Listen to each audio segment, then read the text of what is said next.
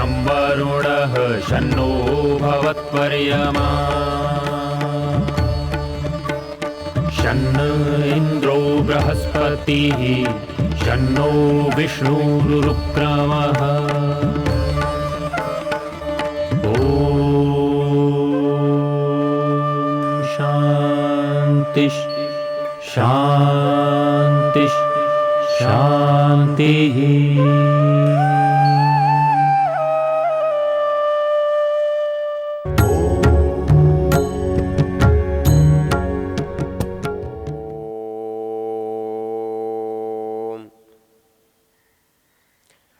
हम यजुर्वेद के 32वें अध्याय के पहले मंत्र पर चर्चा कर रहे हैं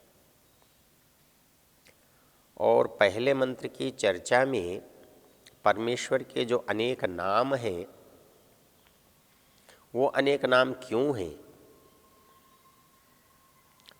वो परमेश्वर के अनेक रूप कैसे हैं, इस पर चर्चा करते हुए हमने देखा ऋषि दयानंद ने इस समस्या का समाधान कैसे किया।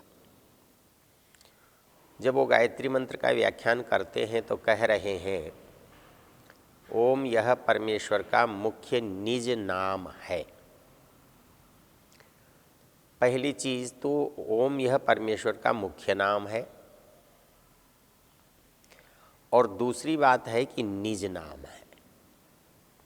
हमने पीछे देखा कि बाकी सब लोगों के नाम निज नहीं है, दूसरों से प्राप्त है, उधार के हैं, दिए गए हैं। तो यदि परमेश्वर से व्यवहार करना है तो उसका नाम भी होना चाहिए।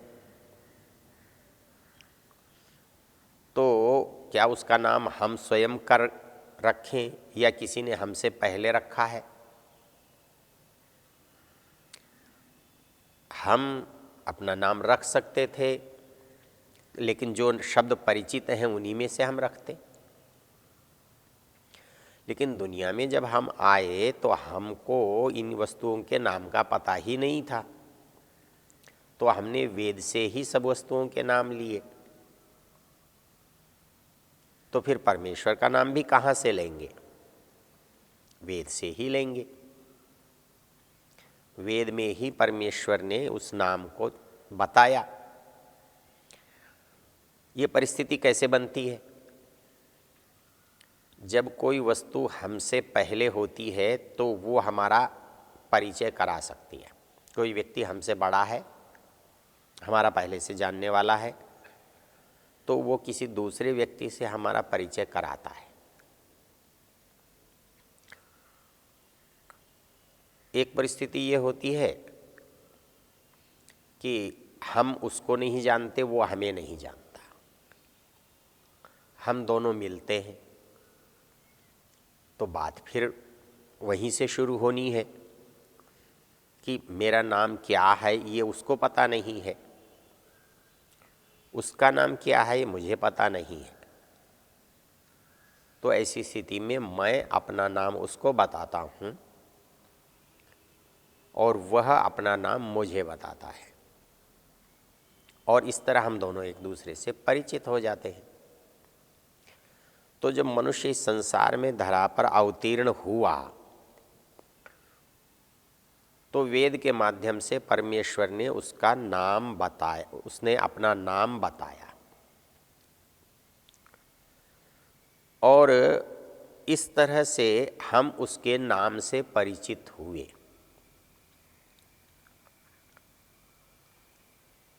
इस बात को हमारे यहाँ बहुत सारे संदर्भों में कहा गया है। वो कहा गया है यदि छंतो ब्रह्मचर्यम चरंती। कहता है कि योगी लोग जिसको सोचते हैं, तपस्वी लोग जिसके लिए तपस्या कर रहे हैं, जिसके लिए व्यक्ति वैराग्यवान होकर घूम रहा है, वो कौन है?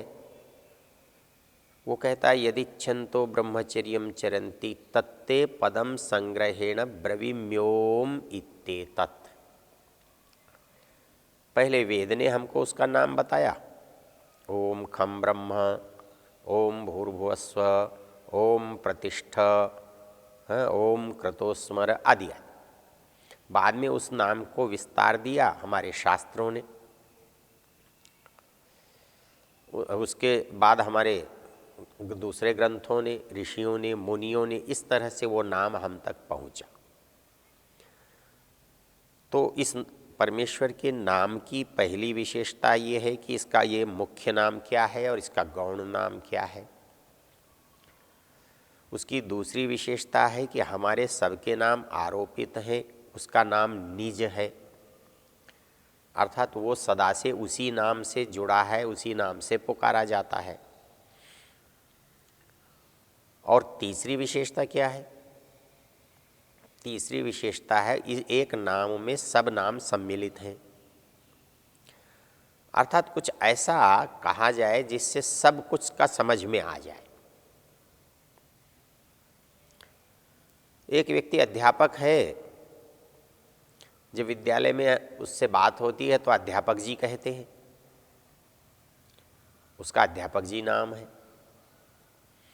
लेकिन घर के लोग उसे पिताजी कहते हैं, भाई कहते हैं, श्रीमान जी कहते हैं, पति कहते हैं, उसका नाम बदल जाता है। मित्र लोग उसका नाम कुछ और रख लेते हैं। बाकी जगह कहीं पर गाड़ी में जाता है तो कंडक्टर उसका नाम सवारी कहता है, दुकानदार उसका नाम ग्राहक कहता है। तो जहाँ जहाँ व्यवहार हो रहा है, जब जब उस व्यवहार को वो कर रहा है, तब तब उसका वो नाम हो जाता है। वो किसी के लिए सम्मति देता है तो वो उसका मतदाता हो जाता है। तो उसको किसी का सहयोग करता है, पालन करता है, तो उसका वो पिता हो जाता है,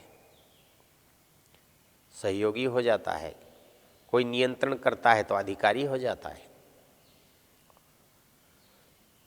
ये सब एक नाम है, तो एक एक गुण को ही बताते हैं और एक ही स्थान पर काम आ सकते हैं।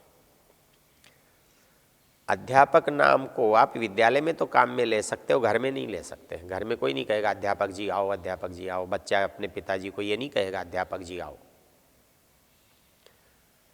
विद्यार्थी वहाँ अध्यापक कहेगा, वहाँ वो गुरुजी कहेगा, अध्यापक जी कहेगा, सर जी कहेगा, जो भी कहेगा, लेकिन वो नाम दूसरी जगह नहीं चलेगा।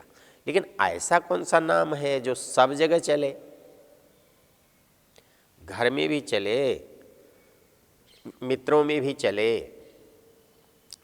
कार्यालय में भी चले, बैंक में भी चले,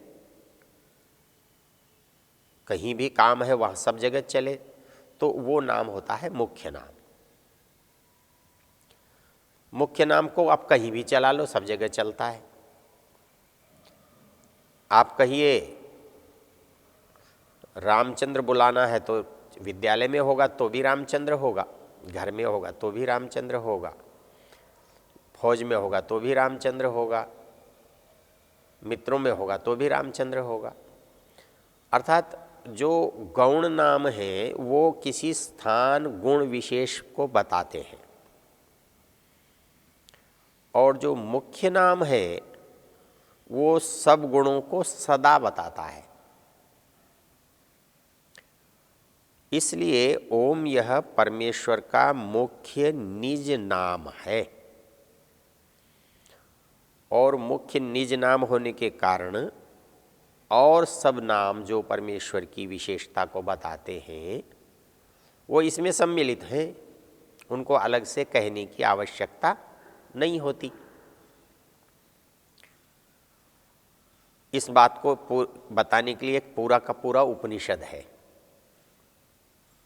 तो वो छोटा सा 2-3 पृष्ठ का है,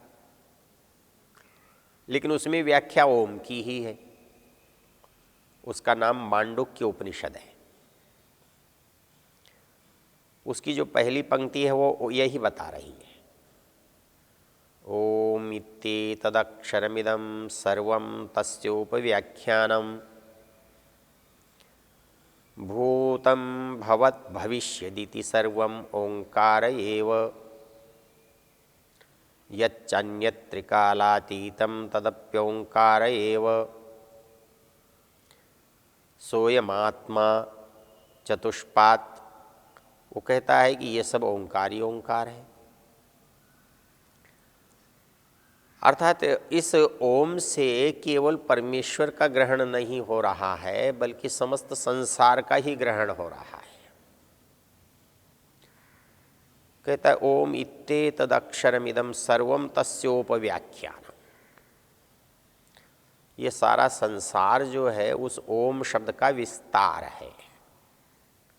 उपव्याख्यानम विशेष व्याख्यान है।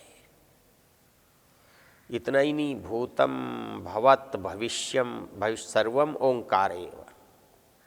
जो इस संसार में था, जो इस संसार में है, जो इस संसार में होगा, वो सब ओंकार ही है। यच्चन्यत् त्रिकालातीतम तदप्योंकार एव। जो हमारी पकड़ में है या जो हमारी पकड़ से परे है, वो भी सबका सब ओंकार ही है। तो इससे पता लगता है कि ओम यह परमेश्वर का मुख्य नाम है। ये मुख्य होने का कारण है। और इस मुख्यता को समझाते हुए शास्त्रकारों ने कैसे मुख्य है इसके लिए इसके 10-12 विस्तार के नाम दिए हैं। कि यहाँ तो केवल ओ अ उ म 3 अक्षर से ओम बना है। वो कहते नहीं, एक एक अक्षर में भी बहुत बहुत सारे नाम हैं। वो एक अक्षर उतने नामों को कैसे प्रकट करता है, ये तो कहीं मिलता नहीं। इसको ऋषि दयानंद कहते हैं कि अकार से कितने कौन से 3 नाम आते हैं, उकार से कौन से 3 नाम आते हैं, मकार से कौन से 3 नाम आते हैं। उसकी चर्चा विस्तार से फिर करेंगे कभी। यहाँ इतना प्रयोजन है कि ओम जो है यह परमेश्वर का मुख्य नाम है, निज नाम है और सब नामों का ग्राहक है। तो बाकी जो नाम है वो कैसे नाम हुए? गौण नाम हुए, गुणवाचक नाम हुए। परमेश्वर के जिन जिन विशेषताओं को ये शब्द बताते हैं, उन विशेषताओं को प्रकट करने के लिए इन नामों का उपयोग करते हैं। नामों की जो विशेषता है, जब हम कुछ विशेष बात को कहना चाहते हैं तब उस नाम का उपयोग होता है। ये बात हमारे यहाँ साहित्य में भी है, लोक में भी है। एक वस्तु के बहुत नाम हैं, लेकिन कौन से नाम को किस समय काम में लेना है, ये हमारी योग्यता पर निर्भर करता है। इससे हमारा जो विवेचन का सामर्थ्य है उसका पता लगता है। एक उदाहरण, हमारा एक परिचित चेहरा है शिव। शिव जी को हम सब जानते हैं। शिव जी के बहुत सारे नाम हैं। शिव जी का एक उबड़ खाबड़ सा नाम है कापालिक। कापालिक का अर्थ होता है खोपड़ी का खप्पर जिसके हाथ में है। वो भिक्षा के लिए कपाल रखते हैं। उन्हीं का एक नाम है पिनाक पाणी। पिनाक जो है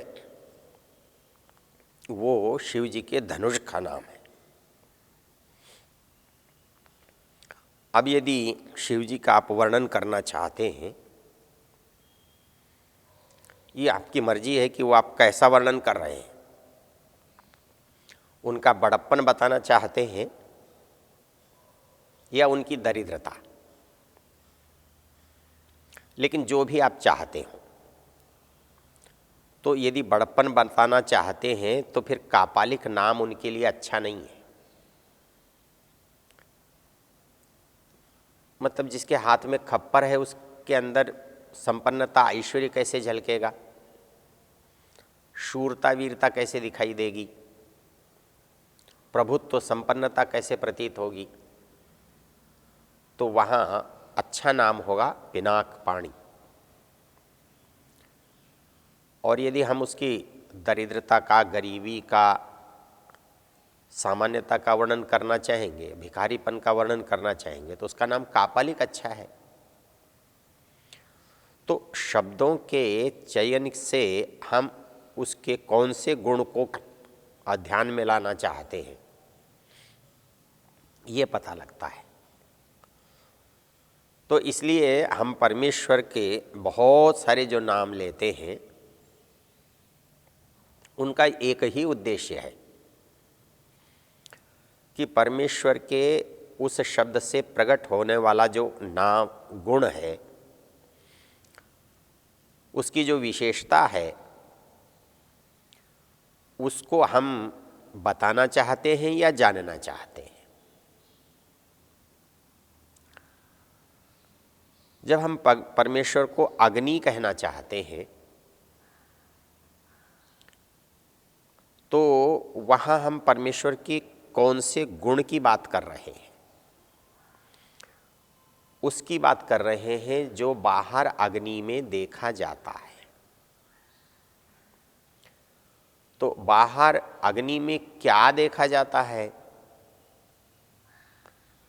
अग्नि में प्रकाश देखा जाता है, तेज देखा जाता है, कांति देखी जाती है, ऊष्मा देखी जाती है। तो यदि परमेश्वर के ऐसे गुणों को हम कहना चाहें तो हम परमेश्वर को अग्नि कह सकते हैं। उसको अग्नि इसी कहते हैं, इसीलिए यहाँ पर एक प्रश्न उत्पन्न होता है। ऋग्वेद के पहले मंत्र में जहाँ कहा गया अग्निमीले पुरोहितम यज्ञस्य देव मृत्युजम होतारम रत्नधातमम, तो यहाँ अग्नि की इतनी विशेषताएं हैं जो इस मंत्र में बताई गई हैं। तो प्रश्न ये होता है कि ये अग्नि जो भौतिक अग्नि है क्या इन सब विशेषताओं से युक्त है? यदि नहीं है तो फिर जो अग्नि इन विशेषताओं से युक्त है उस अग्नि की यहाँ चर्चा होनी चाहिए। किस अग्नि का ग्रहण होगा ये बात इसके विशेषणों से पता लग जाता है। हम ऐसे अग्नि का क्या काम लेना चाहते हैं उससे पता लग जाता है कि हम अग्नि से किसको जानना चाहते हैं। तो मंत्र ने कहा कि पुरोहितम अग्नि मिले, तो पुरोहित अग्नि तो जड़ नहीं होता। तो इस तरह से हम एक एक शब्द से परमेश्वर के एक एक विशेषता और गुण को जानते और पहचानते हैं।